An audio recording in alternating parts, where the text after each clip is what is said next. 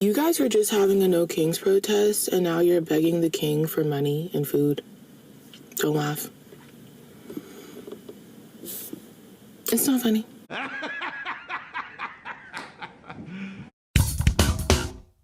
When it comes to the government shutdown, the Democrats have basically one line of attack. And that, of course, is that somehow it's the Republicans' fault, even though the Democrats are the ones who are repeatedly voting to not open up the government. Because apparently the left doesn't understand the filibuster and how that works, okay? And this led to Jessica Tarlov, the resident leftist over at Fox News, to tweet out something completely stupid in response to Mike Johnson coming out and saying, hey, Democrats are required to open the government.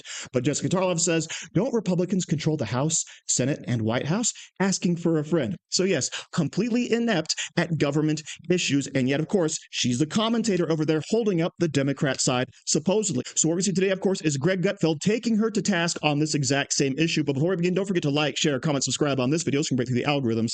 Here we go. Republicans in Congress trying to smack some sense into Democratic leaders for keeping the government shut down. Now on day 29, as some big deadlines loom, the troops are on the verge of missing a paycheck. And funding for SNAP food stamps is set to run out this week. And Democrats are refusing to budge because it's easier to blame the orange man. On Saturday, for the first time in American history, a vicious, heartless president is cutting off food stamps. This president is a liar. He says there's no money to provide food stamps because of the shutdown. That's Donald Trump is trying to weaponize hunger to pressure people on Capitol Hill. You know, Dana, I think the Dems could have gotten away with the shutdown as the Republicans' fault before Musk bought X.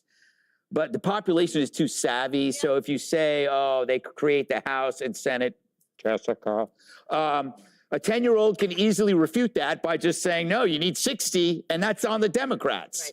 Right. And the Democrats, I think the Republicans have a very simple message. The Democrats shut down the government. The Democrats could reopen the government.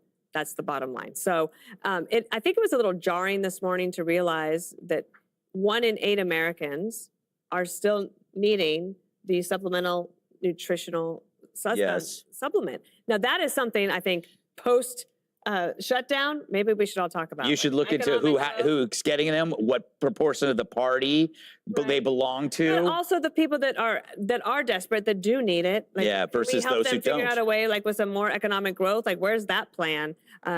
So I do think the polling shows that it's hurting Democrats. It's actually hurting Schumer, and his polling numbers were low to begin with. It's sort of ironic too that the Democrats all say that Trump is a wannabe dictator. He's a fascist. And they say that he needs to share, no kings. But yet now they're saying he's the only one that could reopen the government.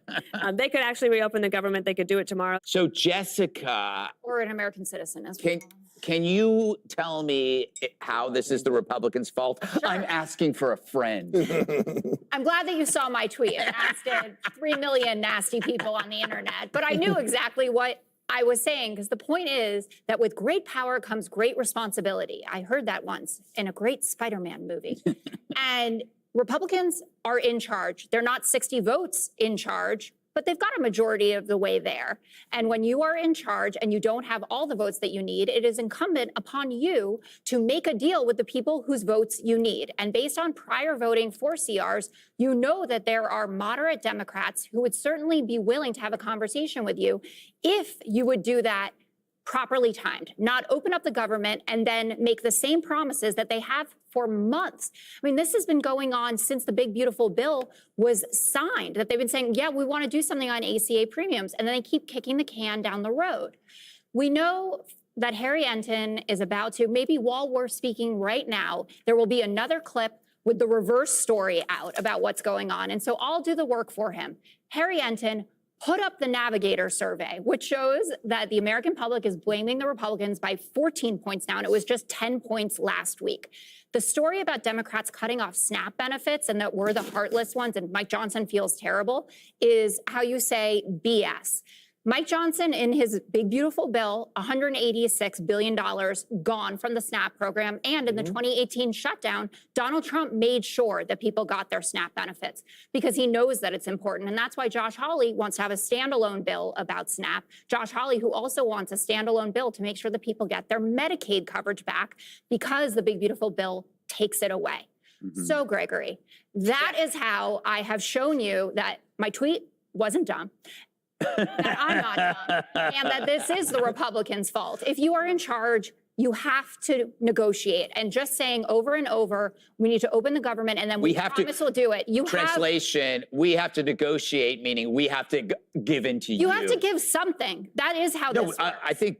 And what are you planning on giving? Just allowing this to happen is a cooperation. You guys have to actually somehow stop lying to us about these benefits. Nothing that I have said is a lie. Nothing at all. If you get 90% of the big, beautiful bill and you have to protect Americans' health care, which, by the way, they'll reward you at the polls. Because guess what? People like to have health care coverage and they don't want to see their premiums go up 114%. You will be thanking me. You will not be mocking me. You will be bowing down at my altar about the fact that I saved your party. Yes. We know how this ends. When it first started, I said, we all know how this is going to end. It will end with the Democrats caving. The pain is optional. They continue the suffering. Ooh, I like the way you say that. So Jessica Tarlov's main point is that Republicans actually need the Democrats, right? She's acknowledging you have to have 60 votes. So therefore, the Republicans have to negotiate. But of course, this is something she just completely ignores and glosses over on her tweet from X that I showed you at the beginning, okay? But of course, why were the negotiations cut off? It's because the Democrats were not negotiating in good faith. They wanted to, of course, reenact Medicaid and SNAP, etc., for illegal immigrants. They wanted to undo all of the cutbacks by Doge, all right? And that, of course, is a non-starter for Donald Trump and the Republicans. We worked hard to get those in there in order to try to save money and stop wasteful fraud, spending, and abuse. Now, as Dana Perino actually said at the end, we all know how this is going to end. It's the Democrats who will have to come crawling back and say, all right, we're going to vote to end the shutdown, because it's their constituents who are going to complain the loudest and, of course, cause the Democrats the most trouble. And by the way, when you talk about complaining constituents, I'm sure a lot of us have seen many of those clips over from X and TikTok where you have all of the people on food stamps saying that, hey, guess what? We're going to go out and riot and loot and steal in order to get our free food. Guess what that does to the average working American family?